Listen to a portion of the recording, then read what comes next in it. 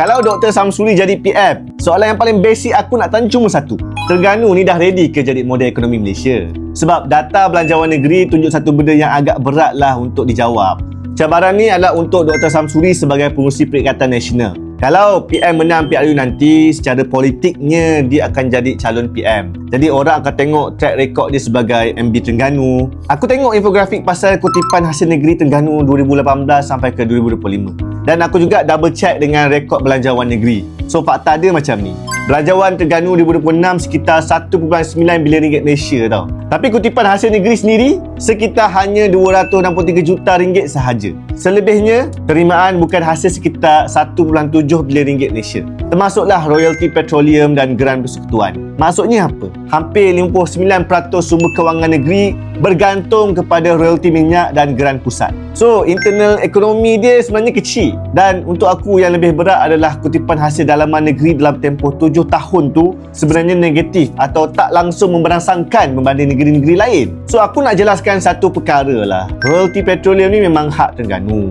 Dan aku tak nafikan lah. Memang persekutuan pun tak nafikan dan memang akan kena beri. So, isunya bukan royalti. Isunya adalah royalti yang besar tu digunakan untuk create ekonomi alternatif ataupun tidak. Kalau negeri dapat 1.7 bilion ringgit setahun, so secara logiknya duit tu sepatutnya jadi catalyst lah untuk bina industri baru, tarik pelaburan, create sektor yang boleh tingkatkan kutipan hasil negeri sendiri supaya dua-dua ni boleh naik. Hasil cukai negeri naik dan hasil bukan cukai pun naik. Tapi kalau yang naik itu cuma royalty, yang internal tu stagnan, itu tandanya ekonomi terlalu bergantung pada satu sumber. Dan kita tahu satu benda lah, hasil petroleum ni tak selamanya kekal macam tu. Okey, sekarang kita masuk bab GDP pula. Ada status yang dikatakan daripada Dr. Sam, GDP bukan ukuran utama prestasi ekonomi. Kalau status tu real, aku sebenarnya memang sangat tak setuju. Yes, betul, GDP memang bukan segala-galanya. Tapi dalam ekonomi, GDP adalah headline indicator. Daripada GDP, barulah kita boleh tengok indikator-indikator yang lain. So, kalau seorang pemimpin rasa GDP ni bukan ukuran yang penting, memang susahlah nak drive pertumbuhan ekonomi.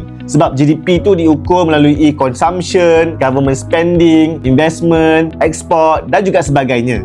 Dan dalam konteks Terengganu, government spending memang besar, tapi internal growth tak translate langsung kepada hasil negeri yang lebih kuat. Itulah persoalannya. Kalau Dr. Sam nak jadi Perdana Menteri Malaysia, dia kena buktikanlah dulu kat negeri sendiri kan. Dan Terengganu ni sebenarnya medan paling sesuai lah untuk buktikan kemampuan tu. Sebab duit bukan isu tau. Sokongan kewangan tu ada, royalty ada dan geran pun ada. So cabarannya cuma satu. Boleh ke translate duit-duit besar tu untuk menjadi ekonomi yang lebih berdikari?